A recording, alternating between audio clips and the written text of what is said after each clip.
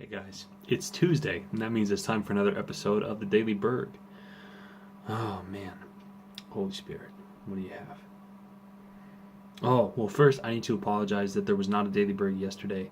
Mondays are difficult days to find a slot to film because I'm working, and then we have cleanup time, like taking care of the Cheerios and what have you that are strewn across the house, and then we have Cairo, and that runs anywhere from starting at 6:30 all the way till 10 or sometimes midnight, and at that point, I don't have anything left at the moment to throw up on YouTube. I suppose we could still make videos, but you wouldn't get them until the next day.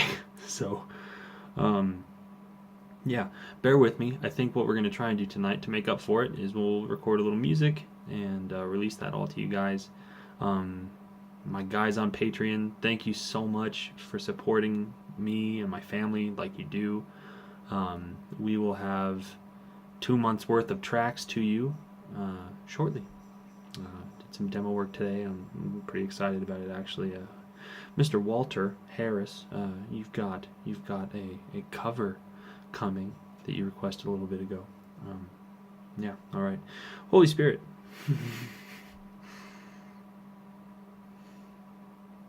I read this comic when I was a little bit younger called One Piece, and it follows, what of it I read follows this character named Luffy, and he wants to be Pirate King or something like that, and he eats this devil fruit thing that makes his limbs all stretchy.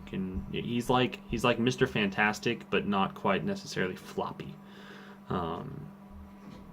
So he does amazing stuff with that, and it's really cool. But the next thing about that character is that he wants to be Pirate King, which means he wants to be on the sea all the time, but eating this devil fruit makes it so you can't swim. If I recall correctly. I apologize hard if there's fans of the comic and I'm totally butchering it. I'm sorry. But that's what I felt like Holy Spirit put in my head to talk about. And the reason I think he did is because I think we handicap ourselves a lot, guys. I think that we say, well, God has certainly equipped us to do these things. And then we go, but I'm not succeeding in this area, or I haven't seen breakthrough over here, or I, am struggling with this sin issue, relationship, etc.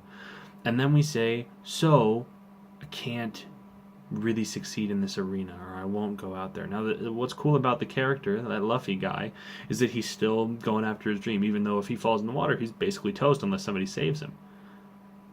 This is kind of the situation we find ourselves in if we want to let our issues be fully acknowledged.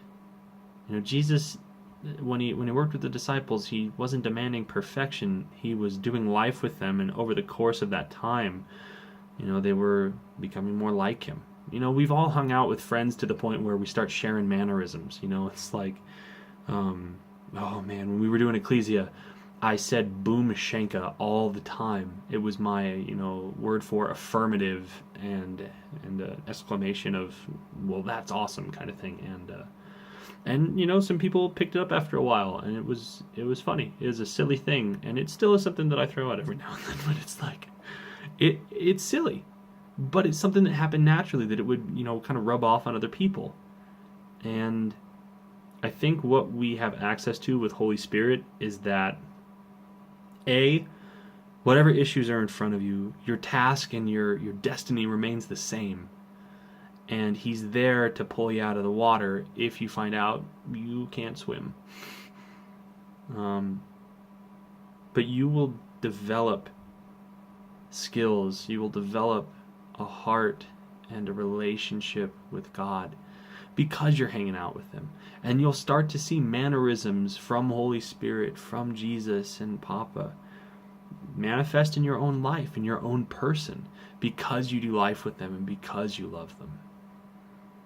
So what I would like to suggest to you tonight is that whatever it is that's in front of you that you think is an excuse to not expect your life to look like Jesus, ignore it.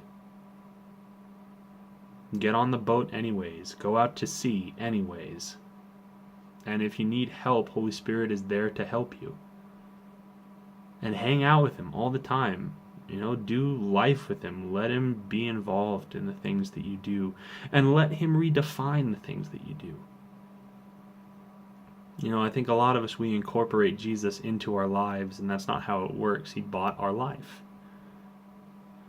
So he gets to define it. We don't incorporate him. He does life with us. And we do life with him, and then everything else becomes secondary. And I know that's, this word that is almost kind of vague in the level of scope that it has. But all I mean by it is that you doing life with God is not so dissimilar from you doing life with a friend, or we'll go more romantic.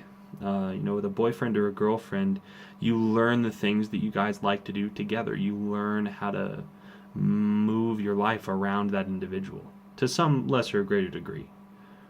And I think that's what we get to do with God. And in so doing, we become more like him. So, is that it, Papa? Yeah, okay. That was neat. All right. Well, warmth and love, and we'll see you tomorrow.